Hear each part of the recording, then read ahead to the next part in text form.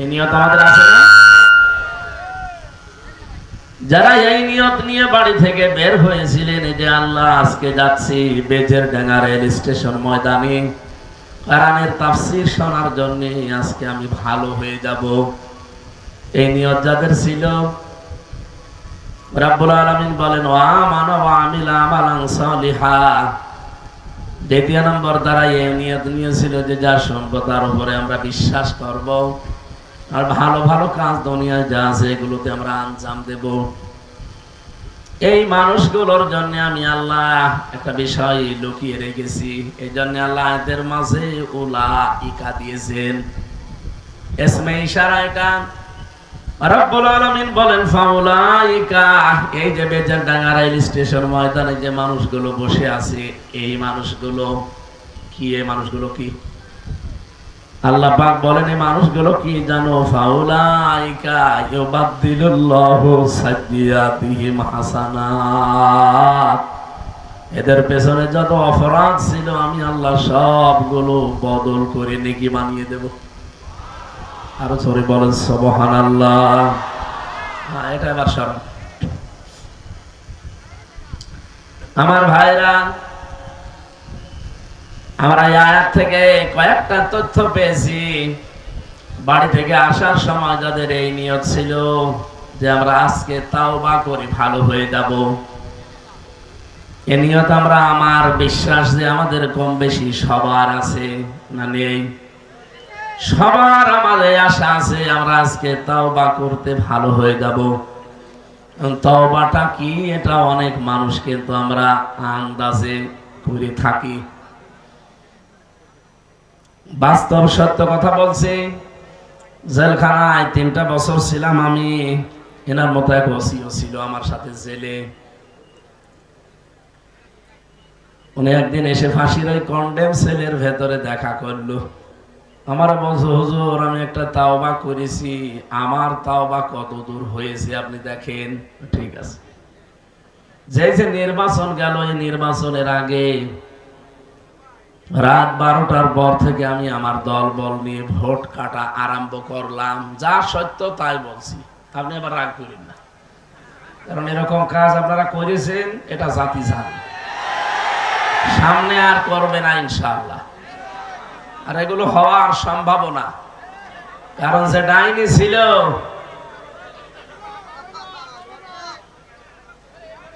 ফজরের আজান দিলে আমরা কাজ শেষ করলাম, কমপ্লিট করে বাক্সগুলো পাঠিয়ে দিলাম। এবার আমি গোসল করলাম, ওযু করার পরে 2 রাকাত তাওবার নামাজ পড়লাম। এবার মন থেকেই বললাম আস্তাগফিরুল্লাহ, হুজুর আমারে তওবা হয়েছে। আল্লাহ, আপনি কি আল্লাহর কাছে দোষ করেছেন যে আপনি আস্তাগফিরুল্লাহ পড়েন? আপনি তো দোষ করেছেন হামজার কাছে। কথা বলেন না কেন? অধ্যাপক মিয়া গোলাম পরোয়ার সাবেক এমপি, এই লোকটাকে এমপি বানাতে হলে ডোমরিয়া ফুলতলা মিলে 3.5 থেকে 4 লাখ হামজা এবং হামজার বউ লাগে। কি লাগে না?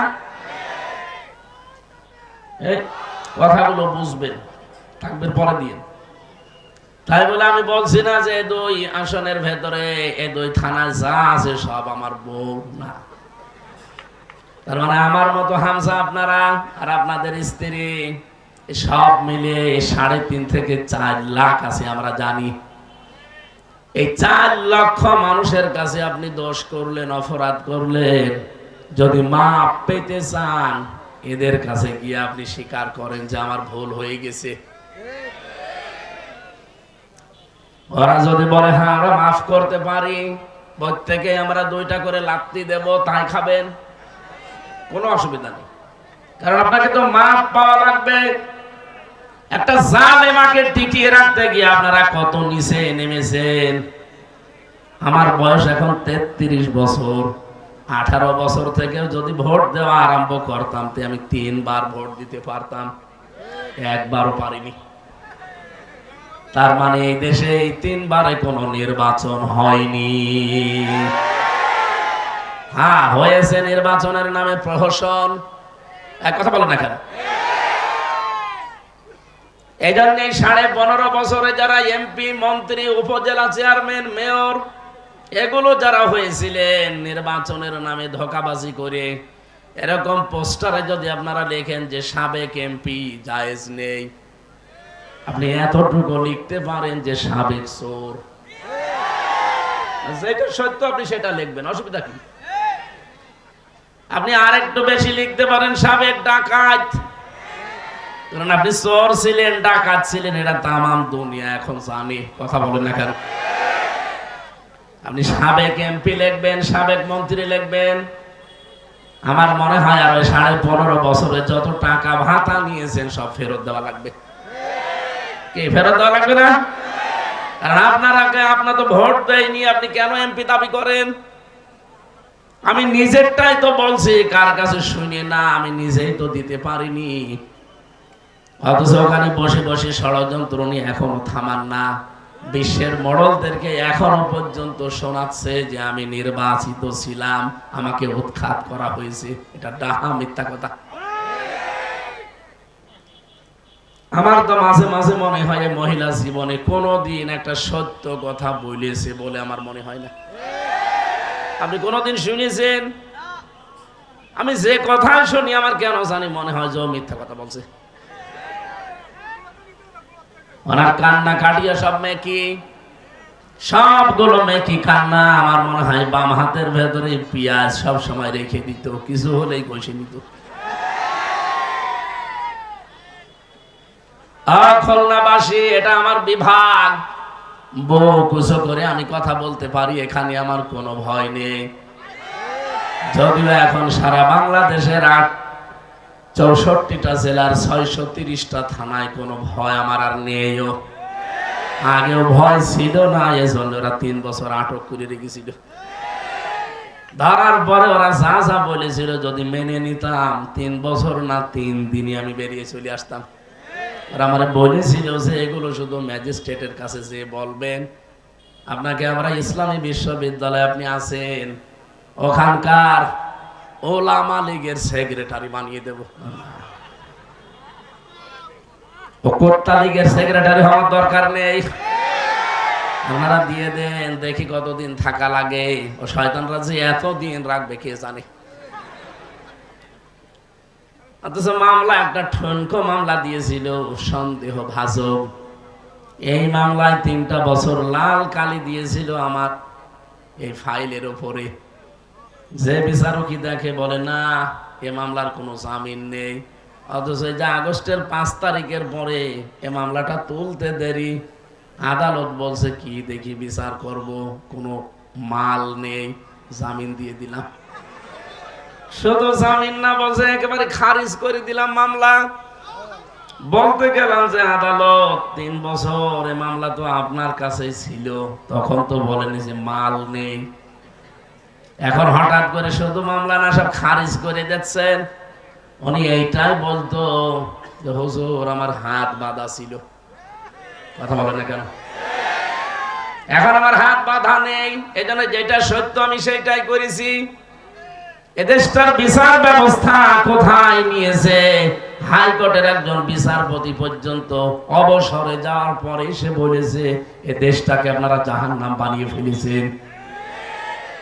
দেশটা যেন জাহান্নাম আর না থাকে। 1628 জন মানুষ এই দেশে দায়িত্বে আছে, তার ভেতরে ওসি সাহেব একজন। এই 1628টা মানুষের চেয়ার কারো যেন হাত আর বাঁধা না থাকে, সবার হাত যেন আবু সাঈদের মতো খোলা থাকে।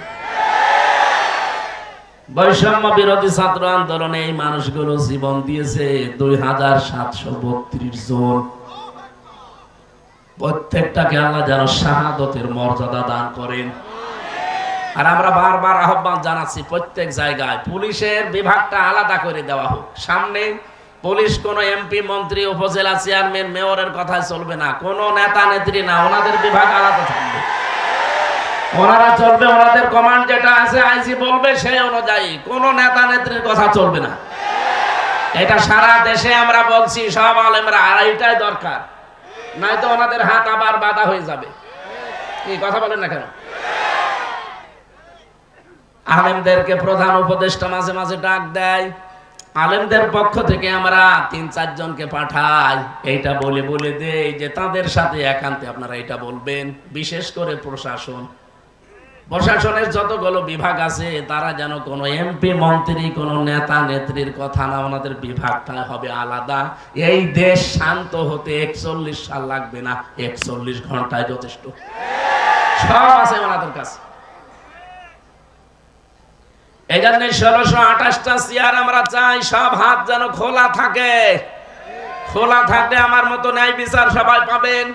আর যদি হাত ওই বিচারপতির মতো, হুজুর আমার হাত বাঁধা, মূল্য চুরি করে যাবেন, ৩ বছর না ৩০ বছর জেল খাটবেন। এই যে বিডিআর গুলো প্রশাসনের জেল খাটতেছে আর ১৬ বছর ১৭ বছর জেলে আছে। আমি দেখেছি তাদের রাতের বেলার কান্না। মাত্র ১৬ দিন চাকরি করেছে, এরপর এখন ১৬ বছর জেল খাটতেছে।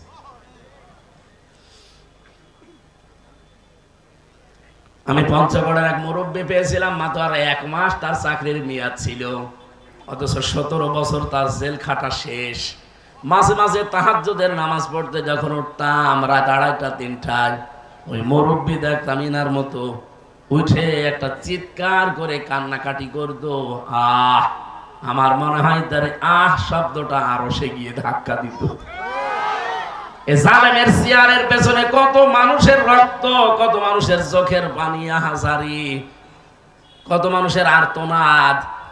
বিশেষ করে আয়না ঘরটা, আমি তো মিনিটাই ছিলাম 10 দিন, আমি টের পেয়েছি।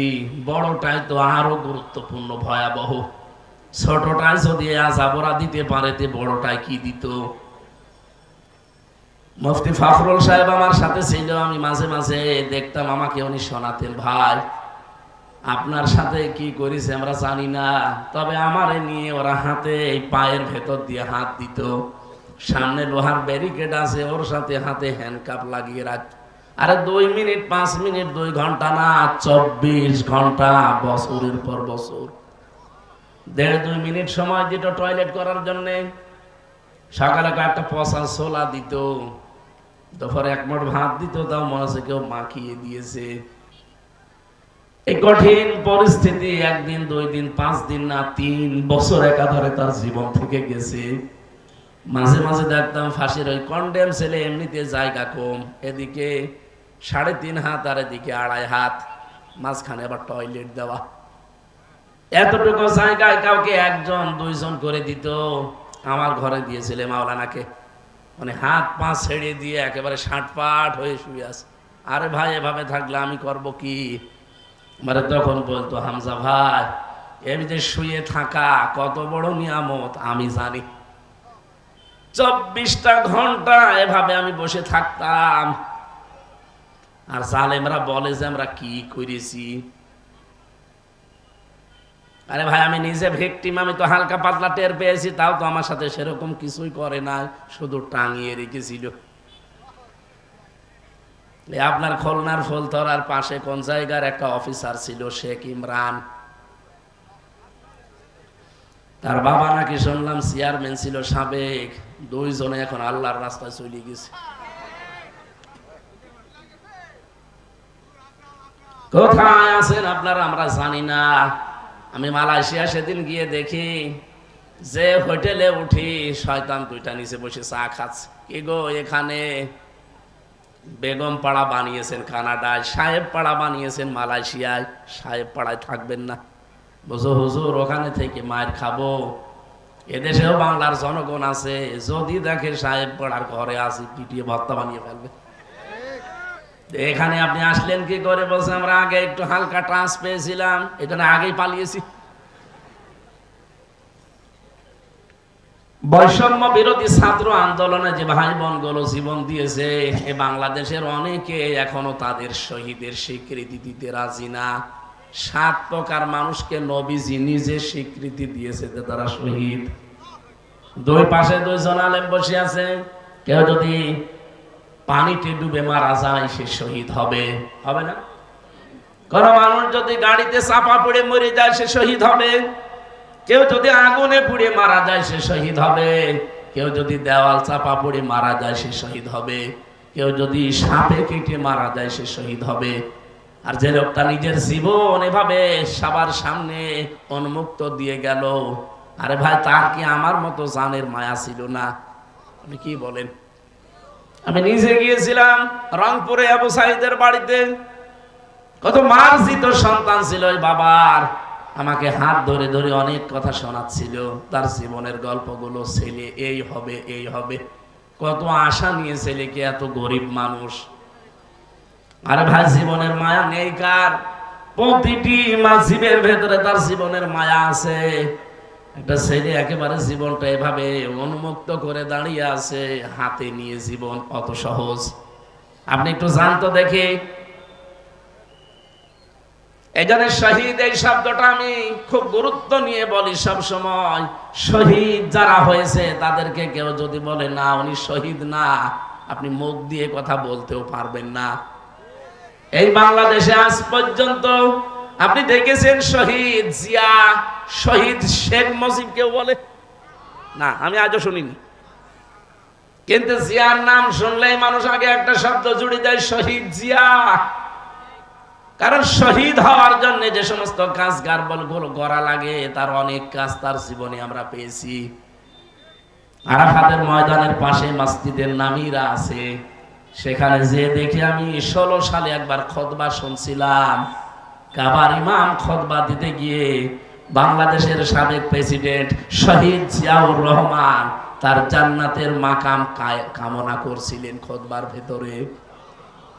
আপনি জায়গাটা চেনেন, আরাফাতের ময়দান।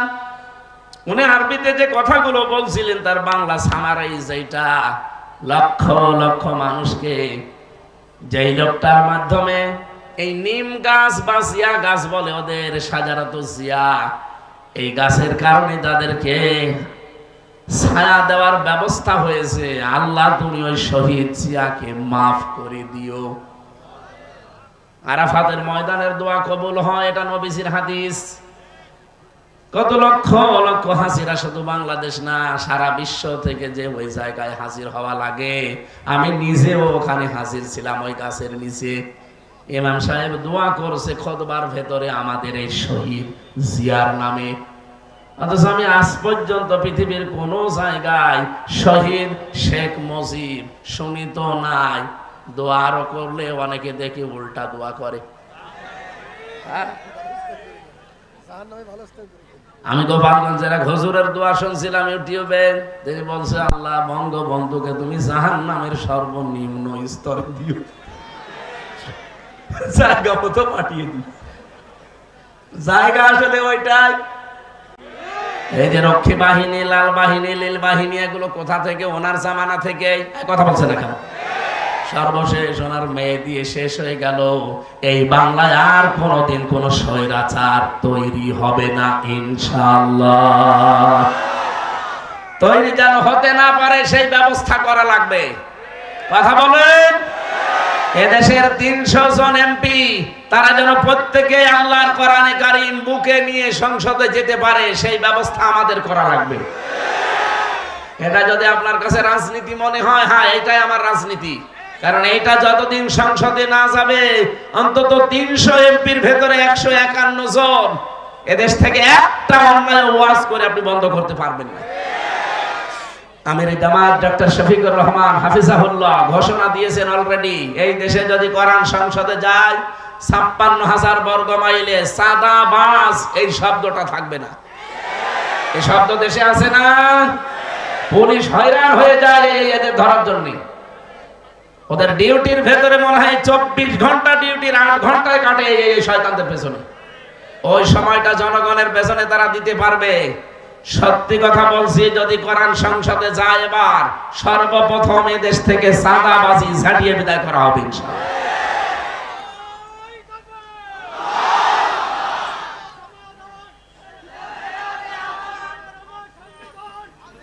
আলহামদুলিল্লাহ। ভাই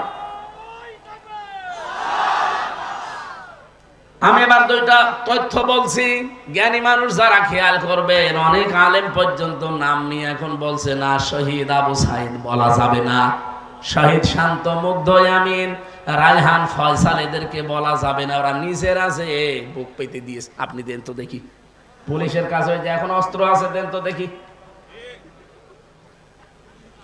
জীবনের মায়া নেই কার, একটা পিপিলিকারও জীবনের মায়া আছে, কথা বলছে না কেন? আর সে বিশ্ববিদ্যালয়ের ছাত্র, তার কত আশা আকাঙ্ক্ষা ছিল বলেন তো। তার বাবার কাছে বসে বসে আমি প্রায় 8-10 মিনিট কথাগুলো শুনছিলাম, অঝরে কান্নাকাটি করছে।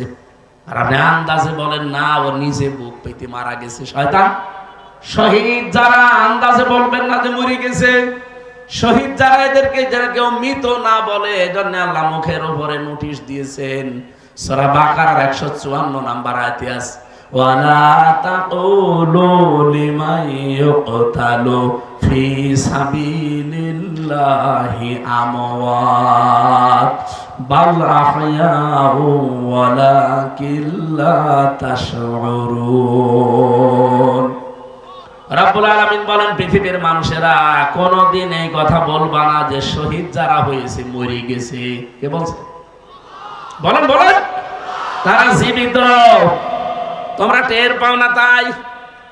আল্লাহ বলেন, মুখের পরে মানুষ যেহেতু ধারণা করতে পারে অন্তর দিয়ে, এই জন্য অন্তরের উপরও আমি সিলগালা করে দিলাম, অন্তরে ধারণাও করবি না।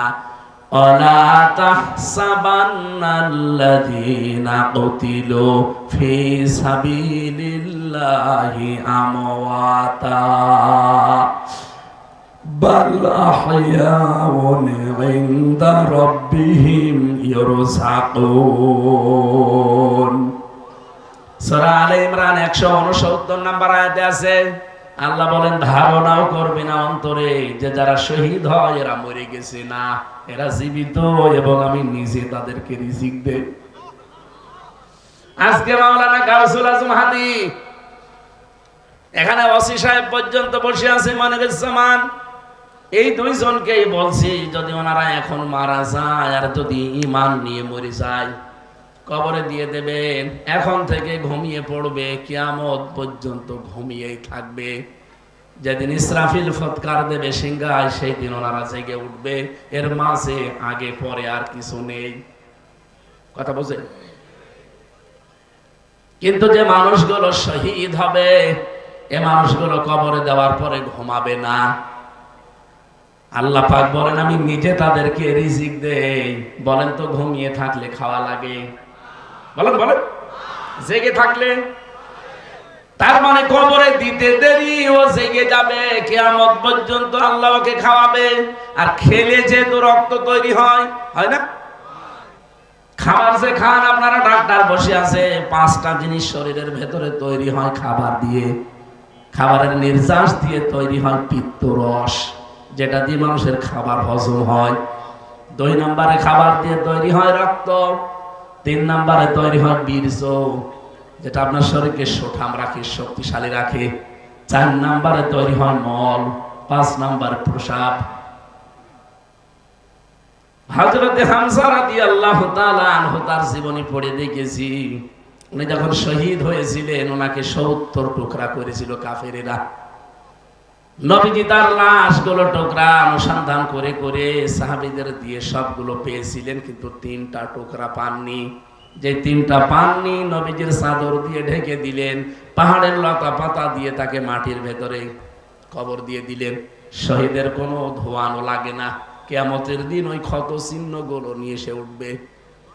30টা বছর পার হয়ে গেছে কবরে। মদিনায় একবার বিশাল ঢল হয়েছে, ঢলের কারণে তার কবর ভেঙে গিয়েছে, রক্ত আসতেছে পানির ভেতর দিয়ে। ছোটবেলায় তার সাথে যারা জিহাদ করেছিল, যুদ্ধ করেছিল, তারা আজ মুরব্বী হয়ে গেছে। ওই মানুষগুলো কয়েকজন যারা বেঁচে ছিল, রক্ত অনুসন্ধান করে দেখে 30 বছর আগে মুহাম্মাদুর রাসূলুল্লাহ সাল্লাল্লাহু আলাইহি ওয়াসাল্লামের আপন চাচা হযরতে হামজা, তিনি যে শহীদ হয়েছিলেন, যে সমস্ত জায়গায় কাফেররা কপ দিয়েছিল, টুকরা টুকরা করেছিল, ওই জায়গা দিয়ে এখনো তাজা রক্ত ফিনকি দিয়ে বের হচ্ছে। খুলনাবাসী, শহীদের মরণ আল্লাহ যাকে তাকে দেয় না। আপনারা কিন্তু পোস্টারে শহীদ আল্লামা দেলাওয়ার হোসাইন সাইদি রহমতুল্লাহ আলাইহি শব্দটা লেখেননি, আমি নিজের থেকে বললাম, কারণ আমি নিজে দেখেছি। 3টা বছর আমি তার পাশের ছেলে ছিলাম। ওনার বহু আচরণ আমি দেখেছি, ওনার বহু ব্যবহার পেয়েছি। বহু উপদেশমূলক কথা আমার মাথায় হাত দিয়ে বলতো, 3 বছর তো এক জায়গায় তার সাথে। এই লোকটাকে দেখতাম সারা দিন সারা রাত শুধু আল্লাহর জিকিরে আর কোরআনে কারিমের বিভিন্ন আয়াত তিনি পড়তেন। কারো কারো কাঁধে হাত দিয়েতে চলাফেরা করতে দেখেছি, এমনিতে একা একা চলতে পারতেন না। আর সব সময় মুখে লেগে আছে আল্লাহুম্মা ইন্নী আসআলুকা শাহাদাতান ফি সাবিলিক। আল্লাহ তুমি আমাকে সাধারণ মরণ দিও না, মরণ দিলে শাহাদতের মরণ দিও। এই জন্য জালেমরা তাকে ফাঁকি দিয়ে জেলখানা থেকে চিকিৎসার নাম দিয়ে বের করে ইনজেকশন দিয়ে মেরে ফেলিস। ওনার পূর্বপুরুষ আপনি তাকান, ওনার যে পূর্বপুরুষ ওনারা যারা মেনে চলতেন, যাদেরকে ইমাম আবু হানিফা রহমতুল্লাহ আলাইহি, তাকেও জালেমরা 8 বছর জেলখানায় রেখে যখন আর নরম করতে পারে নাই, সর্বশেষ বিষ প্রয়োগ করে মেরে ফেলেছে। শত শত বছর পর তাদের উত্তরসূরি হিসাবে যারা পরিচিত বাংলাদেশে, শহীদ আল্লামা দেলাওয়ার হোসাইন সাইদি, তাকেও কিন্তু জালেমরা 13 বছর রাখার পরও দুর্বল করতে পারে না। আমাকে নিজেই বলেছে কয়েকদিন, আমার তো ভালোভাবে প্রথমে ভাবে চিনতো না। আমি একদিন যে বলছি, হুজুর আপনি আমাকে চেনেন? কে? আমার নাম হামজা, কুষ্টিয়া। তখন আস্তে আস্তে মনে করে বলছে, ও যে আব্দুল্লাহ আলামিন, আবুল কালাম আজাদ বাশার, তারেক মনোয়ার, হামজা, মাসুদ আমার কাছে এসে এই কথাগুলো বলে। হ্যাঁ, এবার চিনিছি। তখন আস্তে আস্তে পরিচিত হয়ে কথাগুলো শুনতাম, দেখেছিলাম উনি মাঝে মাঝেই বলতে, হামজা ওরা কিন্তু মাঝে মাঝে আমার অফার দিত, জেলখানার ভেতরে গোয়েন্দা পাঠিয়ে দিত। মাঝে মাঝে আমারে বলতো, আপনি নিজে যদি জামাত ইসলামী বাংলাদেশ ছেড়ে দিয়ে নিজে একটা আলাদা দল খোলেন, ওই দলের নিজে আপনি সভাপতি হবেন, আপনি অথবা নিজে আপনি পীর সাহেব দাবি করবেন, যত মুরিদ লাগে সারা দেশ থেকে আমরা সাপ্লাই দেব, আপনার যা লাগে। জেলখানা তো না, একেবারে রাজকীয় জীবন আপনি কাটাবেন, শেষ বয়সে পরিবারের কাছে থাকতে পারবেন। ওনাকে কতবার অফার দিয়েছিল গোয়েন্দা বিভাগের লোকেরা, ডিজিএফআই, এনএসআই, যতবার দিয়েছে বলেছে না আমি বুঝে শুনে এই দলে আছি। ওল হাদিহি সাবিলি আদউ ইলাল্লাহ, এই আয়াত আমি ওনার মুখে শুনেছিলাম। সূরা ইউসুফের 108 নম্বর আয়াতটা আমাকে শুনিয়েছে। হামজা আমি এই পথে মানুষকে ডাক দিয়েছি সারা জীবন, আন্দাজে না, বুঝে শুনে ডেকেছি। আলা বাসিরাতিন, আন্দাজে ডাকি নাই, আমি দেখে শুনে বুঝে শুনে সজ্ঞানে ডাক দিয়েছি। এইটাই আমার পথ, আমার পথ এইটা শুধু না, ওয়ামানিত্তাবানি, আমার অনুসরণ যারা করবে তাদের এই একই পথ। আমি কোরআনের এই আয়াতটাকে জীবনের সঙ্গে বানিয়ে নিয়েছি। এজন্য 50 বছর আমি কোনোদিন বাবার দিকে ডাকি নাই, স্বামীর দিকে ডাকি নাই, ভাবির দিকে ডাকি নাই, ডেকেছি আমার আল্লাহর দিকে। তার সারা জীবনের ডাক ছিল কোন দিকে? কোনদিন শুনেছি যে তার বাবার দিকে মুরিদ হওয়ার জন্য ডাকতেছে? তার সারা জীবনে 50 বছর তিনি ডাকি দিয়েছেন এইভাবে যে আসো আল্লাহর পথে, আসো রাসূলের পথে। এ পথ থেকে সরানোর জন্য ইমাম আবু হানিফাকে যেমন চেষ্টা চালিয়েছে, পারে নাই। সাইয়্যিদ কুতুবকে চেষ্টা চালিয়েছে, পারে নাই। সাইয়্যিদ কুতুবের জীবনী আমাকে পড়িয়েছিলেন এটিএম আজহারুল ইসলাম, রংপুরের কৃতি সন্তান, এখনো পর্যন্ত লোকটা জেলে আছে। লুৎফুজ্জামান বাবরকে মুক্তি দিয়েছে সরকার, যেই মামলায়, ওনারও একই মামলা। লুৎফুজ্জামান বাবরকে 17 বছর যদি পরে মুক্তি দেওয়া যায়, এটিএম আজহারুল ইসলামকে মুক্তি দেওয়া লাগবে। কথা বলেন না কেন? কারা কারা এই মাজলুম জননেতার মুক্তি চান? দেখেন, লিল্লাহি তাকবীর।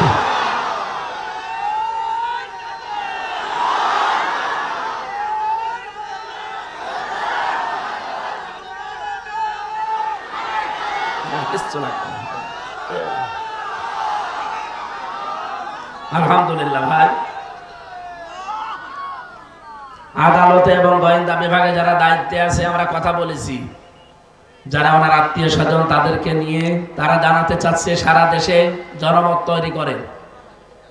এতে মাদ্রাসার শিক্ষক যারা আন্দোলন করেছিল মাত্র 2 দিন, সরকার তাদের দাবি মেনে নিয়েছে। এক কথা বলছেন না কেন? এটা আমার মনে হয় এটা সময়ের দাবি, মেনে নিয়েছে আলহামদুলিল্লাহ। কারণ তারা একটা বৈষম্যের শিকার ছিল। বৈষম্য দূর করার জন্য যেহেতু এই দেশ আমাদের উপহার দিয়ে গেল এই লক্ষ লক্ষ ছাত্র জনতা, জালেমের মিথ্যা মামলা যেগুলো ছিল ওইগুলো ছিল মানুষের উপর একটা বৈষম্য।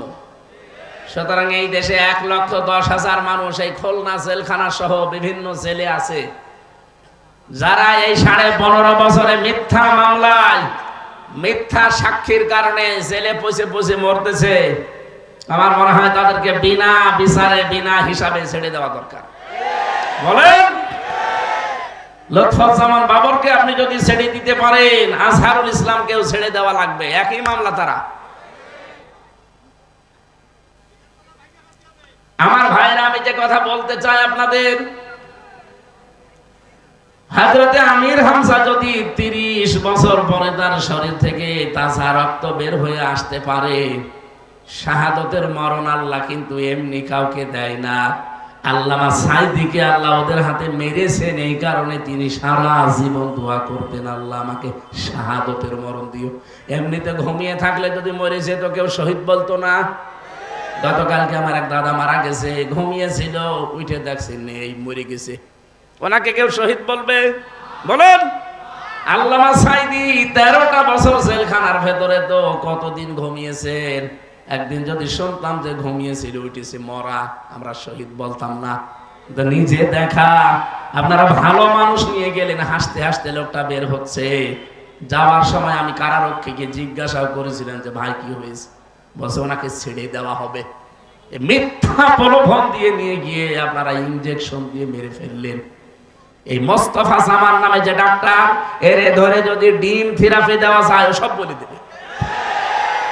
কাকে কাকে কেন কেন কি কারণে কার ইশারা এগুলো করেছে সবও জানে।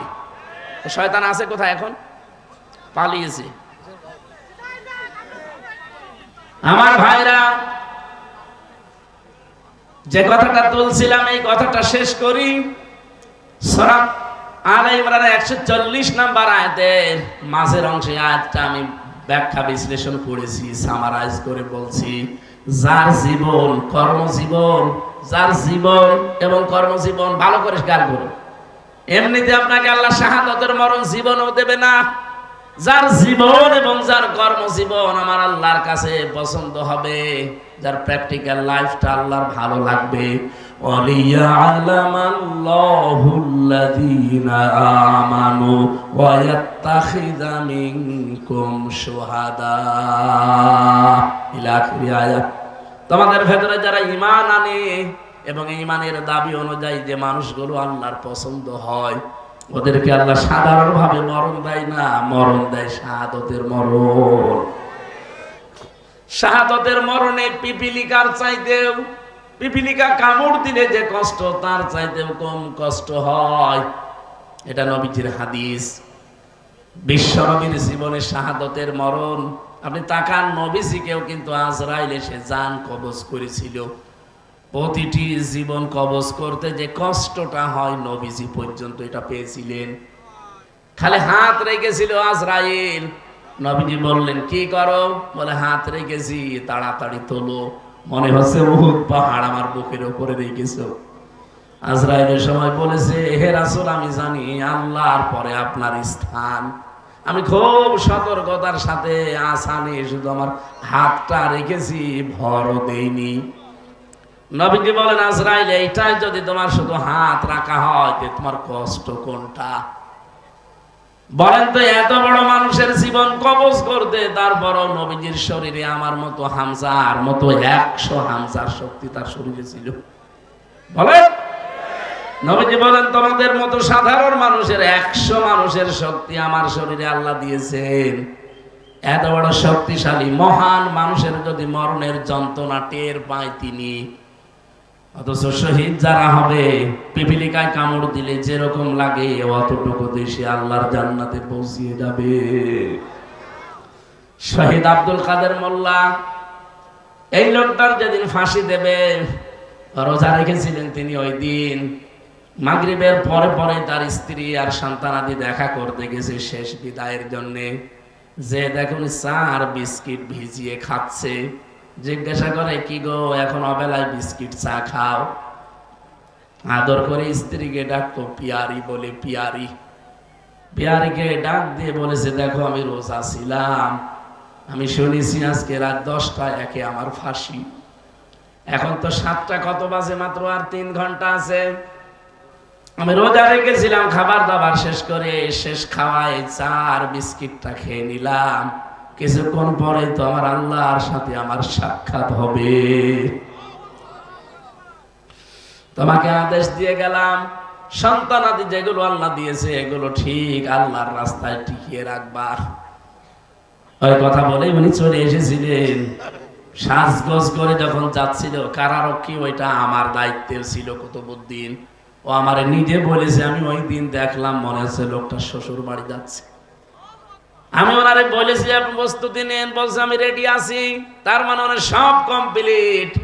অবশ্যই আমার আল্লাহ ফেরেশতাদের মাধ্যমে তার কানের কাছে কিছু শুনিয়েছিলেন, নয়তো এই বয়সে এরকম প্রস্তুতি নেওয়া মাত্র 3 ঘন্টা।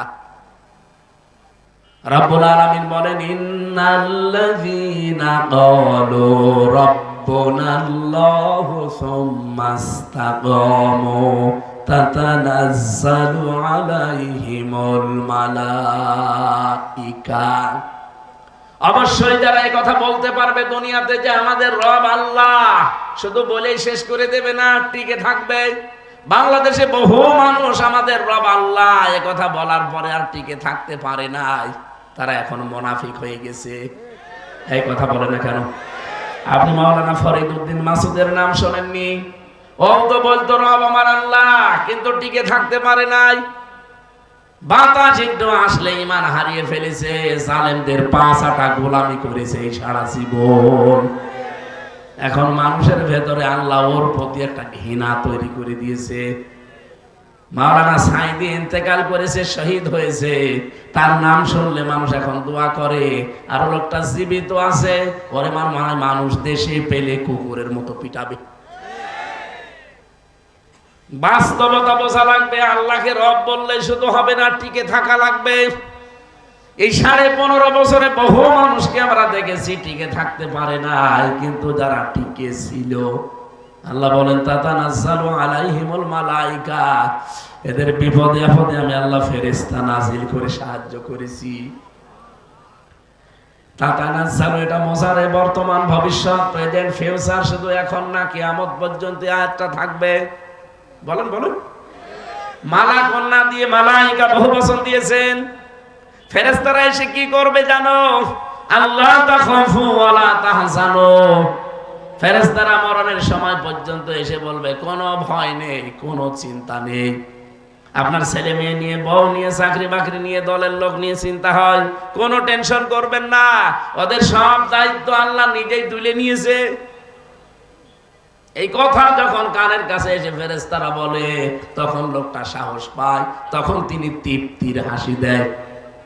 2 নম্বরের ব্যাখ্যা হচ্ছে, সামনে ফেরেশতারা এই আয়াতটা তুলে ধরে, ওয়া আবশিরু বিল জান্নাহ, ওই যে জান্নাত দেখা যাচ্ছে ওইটার সুসংবাদ দেওয়ার জন্য আমরা এসেছি। আল্লাহর কসম, শহীদ মীর কাশেম আলী, শহীদ আব্দুল কাদের মোল্লা, এই 2 জনের ব্যাপারে আমি নিজে দেখেছি, শুনেছি কারারক্ষীর কাছে, কারণ তারা আমার দায়িত্বে ছিল। ওরা যা বলেছে আমি আয়াতের সাথে মিলিয়ে দেখেছি। ফেরেশতারা অবশ্যই তাদের কানের কাছে এসে এই সংবাদগুলো শুনিয়েছে। এই জন্য 3 ঘন্টা পরে যার ফাঁসি, সে হাসতেছে। মনের ভেতরে কোনো দুঃখ নেই, কোনো আফসোস নেই, চেহারার ভেতরে কোনো চিন্তার ছাপ নেই, কোনো দুঃখের ছাপ নেই। মনে হচ্ছে শ্বশুর বাড়ি যাওয়ার জন্য নতুন কাপড় পরে রেডি হয়ে গেছে। আরে ভাই, ফেরেশতারা কিছু যদি নাই বলবে, মুখে হাসি আসলো কোত্থেকে? 3টা বছর তো আমিও ছিলাম, আমি দেখেছি। আমার হাসি দূরের কথা, কোনদিন মুখ মলিনি যায়নি। তারপরেও তো আমার বাইরে সবাই ছিল, কোনো অসুবিধা হয়নি। আমার বাইরে আমার মা বাবা দিব্যি বেঁচে আছে, আমার শ্বশুর শাশুড়ি ধনী মানুষ তারা, আমার স্ত্রী লেখাপড়া জানা মানুষ, অনার্স মাস্টার্স করা। আমার যা সম্পদ আল্লাহ দিয়েছে, আমি না থাকলে ওর অসুবিধা নেই, ও মরণ পর্যন্ত এমনি চলতে পারবে, শুধু একটা বিয়ে করা লাগবে, না অসুবিধা কি, মরে গেলে করবে। তারপরও আমার যে চিন্তা, টেনশনে 24 ঘন্টা, কারণ আমি যোগাযোগ বিচ্ছিন্ন ছিলাম। ফাঁসির কন্ডেম সেলের ভেতরে আমার ওরা 24 ঘন্টা তালা লাগিয়ে রাখতো, না কোনো জায়গায় যাওয়া যাবে না আপনার। মাঝে মাঝে কথা বলে কিছু টাকা পয়সা, কিন্তু টাকা চলে না, সিগারেট চলে। কারারক্ষীদেরকে দিয়ে সিগারেট কিনিয়ে নিয়ে আসতে বলতাম, ভাই এটা আপনি রাখেন, আর একটু আমার হাসপাতালে নিয়ে চলেন, আমি আল্লামা সাঈদীর সাথে একটু দেখা করে কথা বলবো, কারণ ওনারে মাঝে মাঝে হাসপাতালে নিয়ে আসতো। এই সুযোগটা পেয়েছিলাম কয়েকবার। আর এটিএম আজহারুল ইসলামের সাথে তো আমি 3টা বছর প্রায় ছিলামই, ওনার সাথে প্রায় 200-300 দিন একাধারে কথা বলেছি। বাকি সময় দেখেছি আমার টেনশনই কাটে না, টেনশনই কাটে না। বাইরের কথা মনে উঠলে আমার কান্না লাগতো, যে কি গো, কোনোদিন মনে হয় আর বাইরে যেতে পারবো না। আর ওনাদের মাত্র 3 ঘন্টা বাকি আছে, হাসতেছে, কোনো চিহ্ন নেই, শরীরের ভেতরে কোনো ছাপ নেই। এমনি এমনি এগুলো হওয়ার কথা না, আর এটা বোঝানোর বিষয় না। অবশ্যই আমার আল্লাহ রব বলে টিকে থাকার কারণে ফেরেশতা পাঠিয়ে সুসংবাদ দিয়েছেন। রব্বুল আলামিন বলেন, এতটুকুই ফেরেশতারা শেষ করে দেয় না, তখন শেষ কথা ফেরেশতারা বলে, আল্লাতী কুনতুম তুআদুন, আল্লাহ যে জান্নাতের ওয়াদা করেছে, এই সেই জান্নাত তুলে ধরলাম, আপনি এটা দেখতে থাকেন আর আসতে থাকেন। লাহানু আউলিয়াউকুম ফিল হায়াতিদ দুনিয়া ওয়া ফিল আখিরাহ, দুনিয়ায় আপনাদের আমরা বন্ধু ছিলাম, কিয়ামতেও আপনাদের বন্ধু থাকবো। আবশিরু বিল জান্নাত আল্লাতী কুনতুম তুআদুন ওয়ালাকুম ফিহা মা তাশতাহি আনফুসুকুম ওয়ালাকুম ফিহা মা তাদউন, এমন জান্নাতে আপনাদেরকে আমরা পৌঁছিয়ে দেওয়ার জন্য এসেছি, যে জান্নাতের ভেতরে যাওয়ার আগেই জিনিস পাওয়া যায়। বলেন সুবহানাল্লাহ। নুজুলাম মিন গফুরির রহিম, দয়াময় আল্লাহর পক্ষ থেকে এটা একটা মেহমানদারি। আল্লাহ যেন এই মেহমান হিসাবে সবাইকে কবুল করেন, বলেন আমিন। সূরা বাকারার 278 নম্বর আয়াতটা আমরা পড়েছিলাম। আমি আবার বলছি, হেদায়েত আমি সাথে করে নিয়ে আসি নাই। যারা ভালো হওয়ার নিয়তে এসেছেন, মন যদি আপনার থাকে, আজকে মুমিনের 7 দফা কর্মসূচি কোরআন থেকে শুনবেন, আশা করছি আপনি হেদায়েত পেয়ে যাবেন। মন যদি না থাকে, হামজানা কাবা শরীফের ইমাম যদি ডাক্তার মিজান সাহেব নিয়ে আসে, আপনার কিছুই হবে না। কারণ হেদায়েত কার হাতে বলেন তো? আপনার মন শুধু আল্লাহ দেখবে।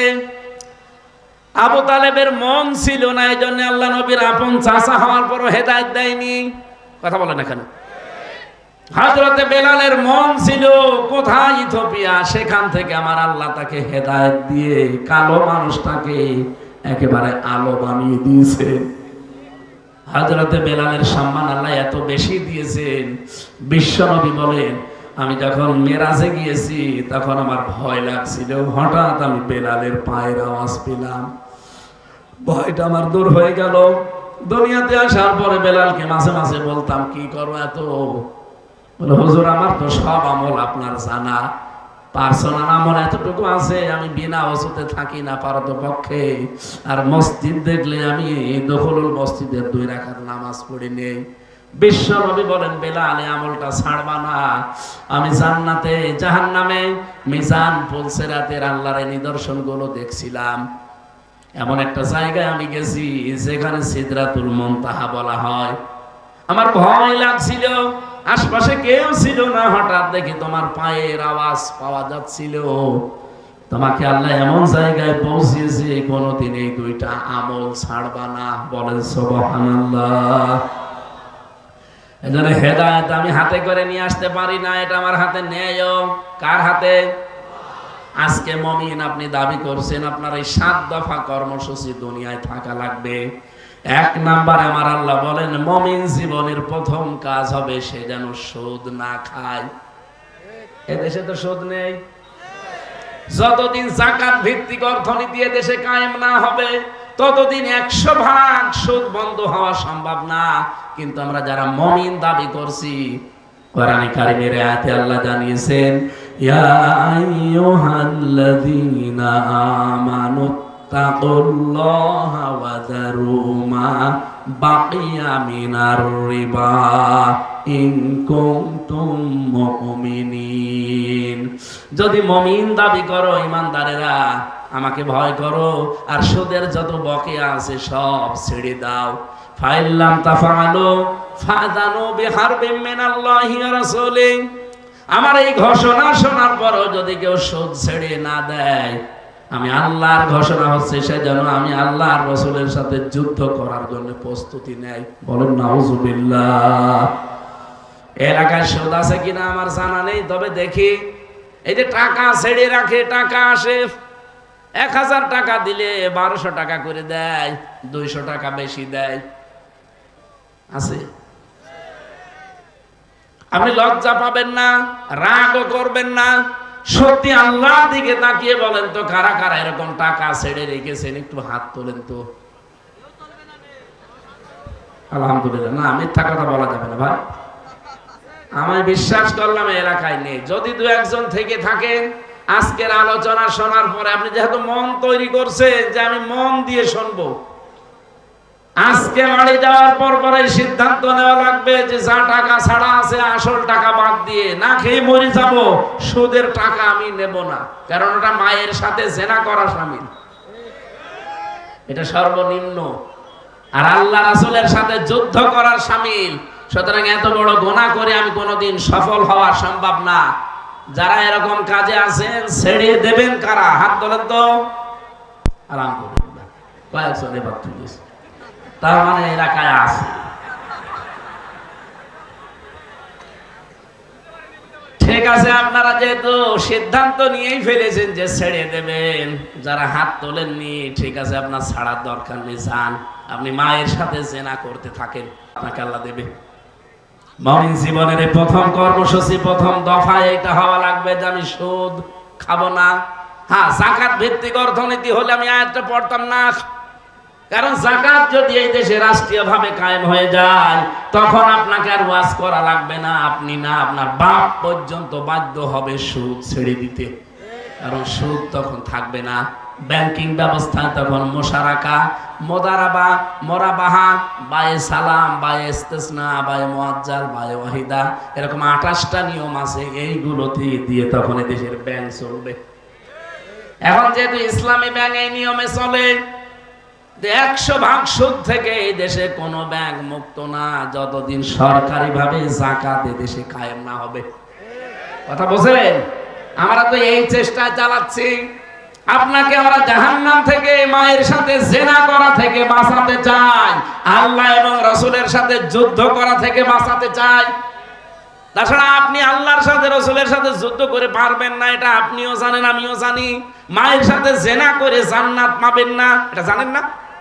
বলেন, কত বড় নিকৃষ্ট কথা বললেন যে মায়ের সাথে জেনা করার গুনাহ হয়।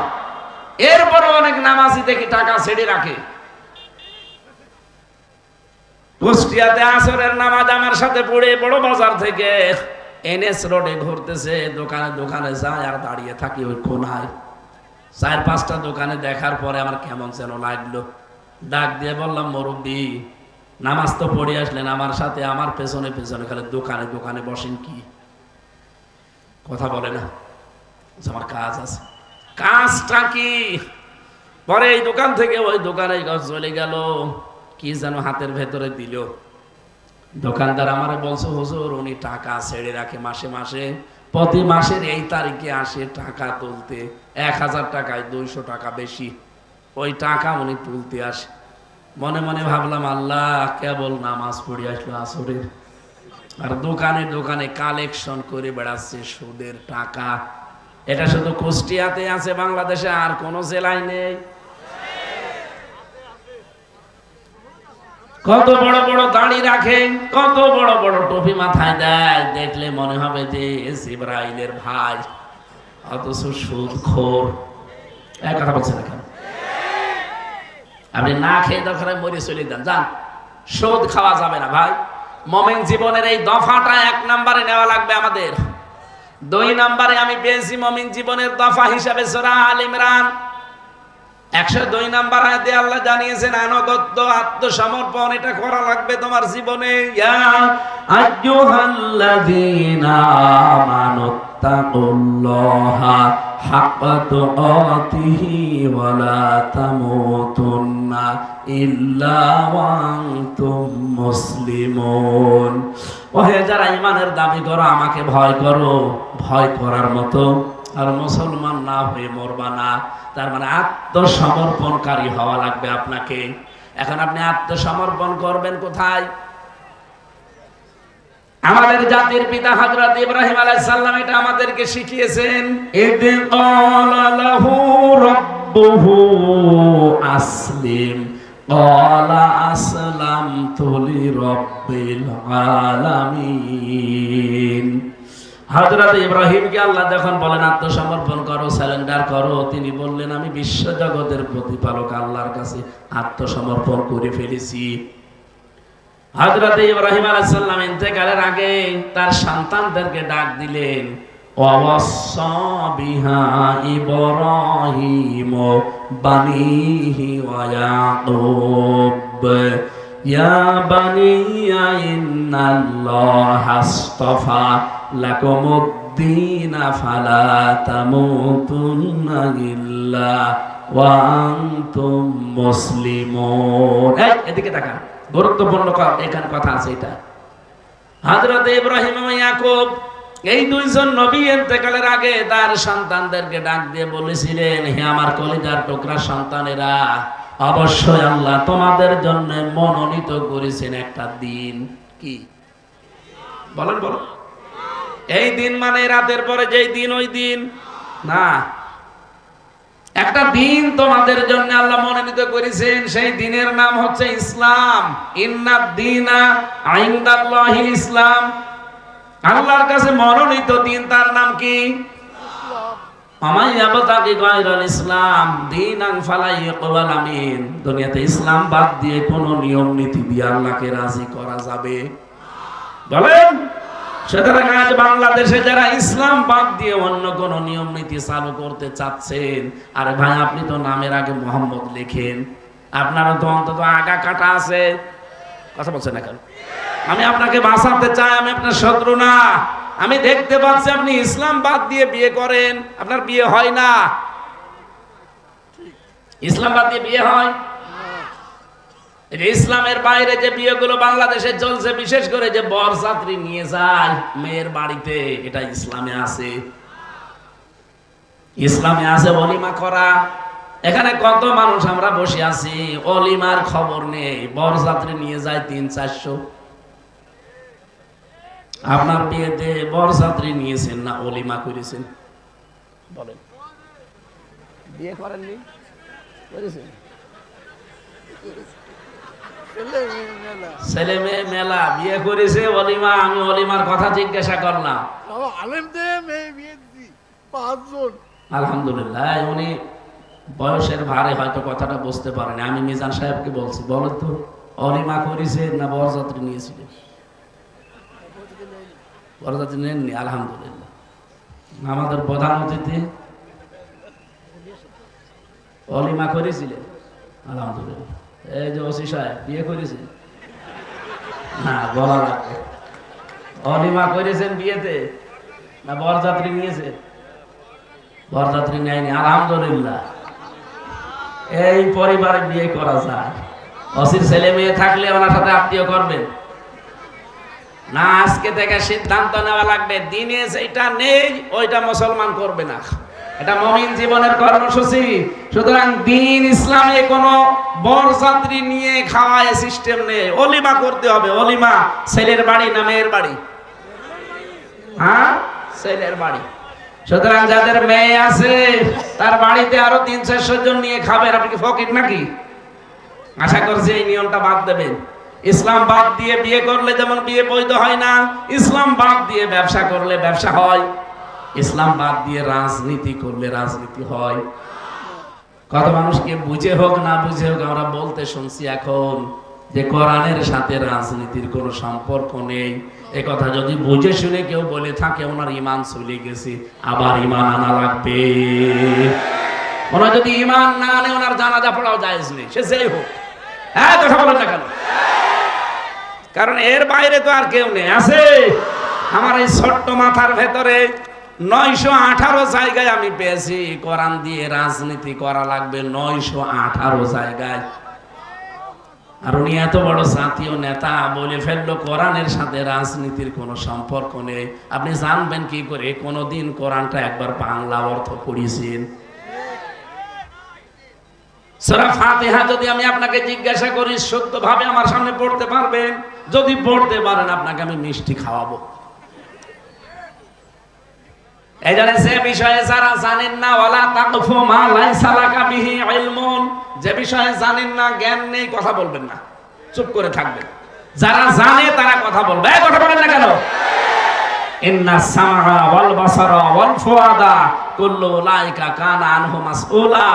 শ্রবণ শক্তি, দর্শন শক্তি সবগুলো কিন্তু আপনার কিয়ামতে জবাব দেওয়া লাগবে, আন্দাজে ফতোয়া দেওয়ার কাজ না। সুতরাং যারা বুঝে করছেন না বুঝে করছেন আপনি থামবেন। ইসলাম বাদ দিয়ে রাজনীতি হয় না, ওটা হয় দুর্নীতি। এই জন্য ইসলাম দিয়ে যারা রাজনীতি করে তাদের দেখবেন আলাদা কর্মজীবন আছে। এই যে ডাক্তার মিজান, গাউসুল আজম, এই কথা বলে না কেন? আর ইসলাম বাদ দিয়ে যারা রাজনীতি করে তাদের কোনো কর্মজীবন নেই, ওইটাই তাদের জীবন।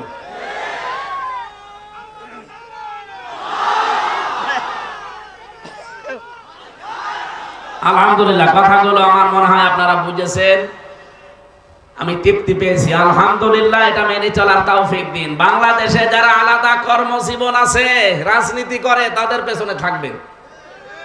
কোন কর্মজীবন নেই, শুধু রাজনীতি, এইটাই তার নীতি। মনে করবেন ওই নীতিতে সে 2-5 বছর পরে 2 বিঘা জমির মালিক ছিল, 10 বিঘা জমির মালিক হয়ে গেল বলি। কারণ ওর তো আর কোনো কর্মজীবন নেই। ওসি সাহেবের কর্মজীবন আছে, উনি যদি রাজনীতি করে করবে। আপনার কোনো কর্মজীবন নেই, শুধু আপনার জীবনই রাজনীতি।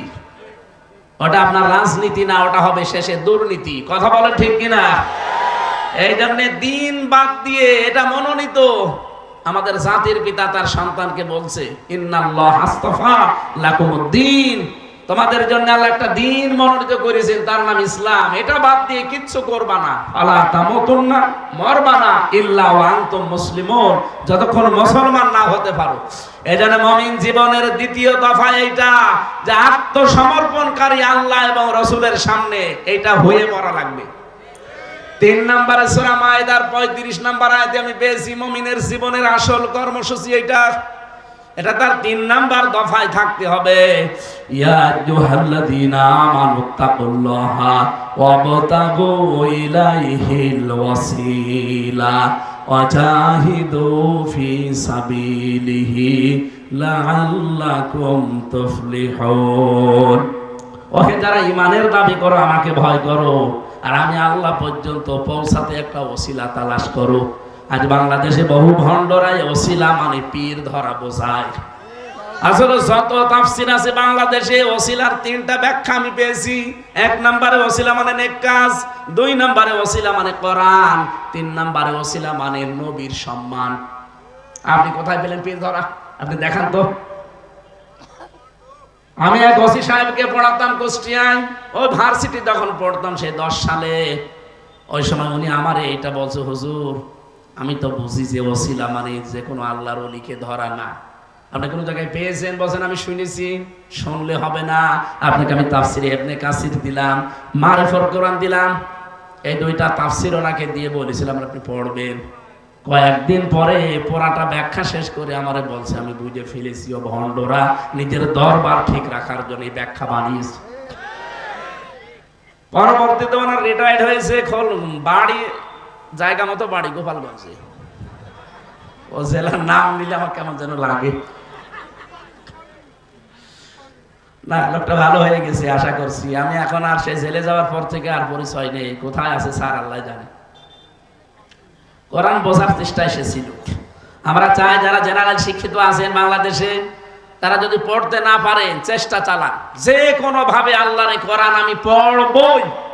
অন্তত শেষ বয়স তো কিছু না পারলেও 10টা সূরা যেন বুঝে শুনে শুদ্ধ করে পড়তে পারে। আপনি চেষ্টা চালান, যদি নাও পারেন তালবে এলেম হয়ে মারে যাবেন, কিয়ামতে বিচার হবে না আপনার, বিনা বিচারে জান্নাতে যাবেন। তালবে এলেমের কোনো বিচার নেই, সুবহানাল্লাহ বলতে পারেন না? তালেবে এলেম মানে ওই 7.5 বছর 8 বছর 10 বছরে না, 11 বছর আসুন ভাইও তালবে এলেম হতে পারে, এ মুরব্বিও তালবে এলেম হতে পারে, ওসি সাহেবও তালবে এলেম হতে পারে। কথা বলছেন কেন? যেই বয়সে আপনি আরম্ভ করবেন যে আমি আল্লাহর কোরআন জানতে চাই, আপনি ওখান থেকে তালবে এলেম। কথা বুঝেছেন? মুমিন জীবনে দফা নেওয়া লাগবে আল্লাহর কাছে পৌঁছাতে। ওসিলা, ওসিলা মানে নেক কাজ, ওসিলা মানে নবীর সম্মান, ওসিলা মানে কোরআন। আবতাগু ইলাইহিল ওয়াসিলা, আর যত ওসিলা দুনিয়ায় আছে, ওয়াজাহিদু ফি সাবিলিহি, তার অন্যতম ওসিলা এইটা, আল্লাহর রাস্তায় জিহাদের মাধ্যমে আল্লাহর কাছে পৌঁছাতে হবে। লাআল্লাকুম তুফলিহুন, আশা করা যায় আমরা সফল হব। 4 নম্বরে মুমিন জীবনের কর্মসূচি সূরা তাওবার ভেতরে আছে 119 নম্বর আয়াত, সত্যবাদীদের সাথে থাকা লাগবে। ইয়া আইয়ুহাল্লাযীনা আমানুত্তাকুল্লাহা ওয়া কুনু মা'আস সাদিকিন, ঈমানদারেরা আমাকে ভয় করো আর সত্যবাদী যারা তাদের সঙ্গে থাকো। 5 নম্বরে আমি পেয়েছি সূরা আহজাবের 70 নম্বর আয়াত। যদি কেউ আপনি মুমিন জীবনে কর্মসূচি নিতে চান, এই 5 নম্বর দফা হাতে নেওয়া লাগবে, যে সঠিক কথা বলা লাগবে। দিন যত ভালো খারাপ হোক কোনো দিকে তাকানো যাবে না, সঠিক কথা বলা লাগবে। ইয়া আইয়ুহাল্লাযীনা আমানুত্তাকুল্লাহা ওয়া কুলু কাওলান সাদীদা, ঈমানদারেরা আমাকে ভয় করো আর কথা যখন বলবা সোজা কথা, সঠিক কথা বলবা। ইউসলিহ লাকুম আমালাকুম ওয়া ইয়াগফির লাকুম যুনুবাকুম, রব্বুল আলামিন বলেন কেউ যদি সোজা কথা বলার অভ্যাস করে, ওর জীবনের কাজগুলো সংশোধন করে দেব, ওর অপরাধগুলো আমি আল্লাহ মাফ করে দেব। বলেন সুবহানাল্লাহ। মুমিন জীবনের 6 নম্বর কর্মসূচি হচ্ছে এই পৃথিবীতে একমাত্র বিশ্ব নবীকে আদর্শ মনে করার। সূরা হাদীদ 28 নম্বর আয়াতে আছে, ইয়া আইয়ুহাল্লাযীনা আমানুত্তাকুল্লাহা ওয়া আমিনু বিরাসূলিহি, ঈমানদারেরা আল্লাহকে ভয় করো। এখানে আমিনু বিরাসূলিহি, রাসূলের প্রতি ঈমান আনো মানে তার আদর্শ মেনে নাও। বলেন সুবহানাল্লাহ। এক একটা আয়াতের ভেতরে লক্ষ লক্ষ কথা তাফসিরে আমি পড়েছি, এখন সময়ও নেই আর আমার গলাও পারবে না, আমি খুব তাড়াতাড়ি করছি। 7 নম্বরের দফা মুমিন জীবনের সূরা হাশরের 18 নম্বর আয়াতে আল্লাহ দিয়েছেন, ইয়া আইয়ুহাল্লাযীনা আমানুত্তাকুল্লাহা ওয়াল তানজুর নাফসুম মা কদ্দামাত লিগাদ ওয়াত্তাকুল্লাহা ইন্নাল্লাহা খাবীরুম বিমা তা'মালুন। মুমিন জীবনের 7 নম্বর দফা হচ্ছে আখিরাতের পুঁজি তৈরি করা। ঈমানদারেরা আল্লাহকে ভয় করো আর নজর করে দেখো আগামী একটা দিন আসতেছে, ওই দিনের জন্য তোমার প্রস্তুতি কতটুকু আছে। প্রত্যেকেই যেন এই 7টা দফা সামনে নিতে পারি। এই 7 দফাকে দুর্বল করার জন্য শয়তান পৃথিবীতে 7 দফা কর্মসূচি হাতে নিয়েছে। 1 নম্বরে শয়তানের টার্গেট আমাদেরকে দিয়ে সে কুফরি করাবে। কি করাবে? যদি না পারে, এটা ফেল হয়, তাহলে 2 নাম্বার তার কর্মসূচি আমাদেরকে সে বেদাত করাবে। এটাতেও যদি না পারে, 3 নাম্বারে সে আমাদের দিয়ে কবিরা গুনাহ করাবে। এটাও যদি না পারে, 4 নাম্বারে আমাদের এমন এমন কাজে আঞ্জাম দেওয়া হবে যে সমস্ত কাজ কারবার করলে পৃথিবীতে অভাব অনটন চলে আসে। কারণ মানুষ যখন অভাবে পড়ে যায় তখন আকাশের চাঁদও তার কাছে রুটির মতো মনে হয়। এই জন্য 6 নম্বরে 5 নম্বরে পেয়েছি অধিক ভালো কাজ সে বাদ দিয়ে দেবে। কাজ আপনি করছেন, এই যে আমি ব্যবসা করি, একটা কাজ করি, দোকানদারি করি, কাজ করি, কিন্তু হঠাৎ নামাজের সময় এসে গেল, শয়তান হয়তো ধোঁকা দিয়েছে কোনো কায়দায়, বলবে তুই তো কাজে আসিস। নামাজও একটা আল্লাহর কাজ, এই কর্মজীবনও আল্লাহর কাজ। কাজ দুইটাই না? কথা বলেন কেন? আমি যে দোকানদারি করছি 8 ঘন্টায় কিন্তু ইবাদত, নামাজ পড়াও। ও আমাকে এইটার ভেতরে নিমজ্জিত রেখে আল্লাহর বিধানটা থেকে দূরে সরিয়ে রাখবে, এটা তার টার্গেট। এটা ওর দফার ভেতরে আছে। এর ভেতরে বেশি 6 নাম্বার, তুলনামূলক ভাবে ভালো কাজগুলো বাদ দিয়ে কম সওয়াবের কাছে আপনাকে এই দুনিয়ায় নিমজ্জিত করে রাখবে। দুনিয়ায় আপনি নফল নামাজ পড়ছেন মনে করেন, কিন্তু পৃথিবীর যত নফল আছে সব এক জায়গায় করলেও কোরআনে কারিমের তেলাওয়াত, কোরআন বোঝা এই নফলের সমান হবে না। এটাকে থেকে আপনাকে দূরে সরিয়ে রাখবে। এই 7টা কর্মসূচি হাতে নিয়েছে ওই 7টা বিষয়কে দুর্বল করার জন্য। দল মত নির্বিশেষে যারা আমরা এসেছি, মুমিন জীবনের এই 7টা কর্মসূচি আমি আগামীতে কোনো জায়গায় আসলে আরো ব্যাখ্যা করব। আমার অধ্যাপক মিয়া গোলাম পরওয়ার সাহেব 2টা অনুষ্ঠান নিয়েছে, একটা ডুমুরিয়া, একটা ফুলতলা। এই কিছুদিনের ভেতরে কয়েকজন ধোকা খেয়েছেন না ওই 16 নাম্বারে। আমার নাম নিয়ে অনেকে বলে যে হুজুরের ডেট খালি আছে, নেন। এই তখন ধোকা খান। ওই ওনার ভাই অধ্যাপক গোলাম কুদ্দুস না কি যেন আছে, ওই ভাইয়ের মাধ্যমে এই 2টা ডেট আমি বলেছি দেব। তারা ধোকা খেয়েছে। তো এই থানায় একটা, ডুমুরিয়া একটা। আমি ওখানে কর্মসূচিগুলো আরো বিস্তার আকারে কথা বলবো। আমার শরীরের অবস্থা আর পারছে না। আমার লিখিত বই আছে জেলখানায় মেয়েদের উপরে। ওই যে গাড়ি আছে, গাড়ি থেকে যাওয়ার সময় নিয়েছেন, মেয়েদের পড়তে দেবেন, কাজে লাগবে। আল্লাহুম্মা আমিন। লা ইলাহা ইল্লা আনতা সুবহানাকা ইন্নী কুনতু মিনাজ জালিমিন। রব্বুল আলামিন মুমিন জীবনের 7 দফা কর্মসূচির কথা অল্প সময় শুনেছি। শয়তানের 7টা কাজ তুমি নিজেই বর্ণনা দিয়েছে কোরআনে, আমরা অতটুকু শুনেছি খুব অল্প সময়ে। যতটুকু শুনলাম, আল্লাহ মুমিন জীবনের 7 দফা আমাদের জীবনে তুমি বাস্তবায়ন করে দাও। এ মাহফিলের প্রধান অতিথি প্রিন্সিপাল গাউসুল আলম হাদি সাহেবকে কবুল করো। সম্মানিত সভাপতি মাওলানা আব্দুল করিম মোল্লাকে তুমি সুস্থ করে দাও। আল্লাহ এর মাধ্যমে যারা এসেছি, ডক্টর মিজানুর রহমান ভাই, তার এই ছোট্ট জীবনটাকে তুমি কবুল করো। তার স্ত্রী সন্তান যেগুলো দিয়েছে ইসলামের পথে মঞ্জুর করো।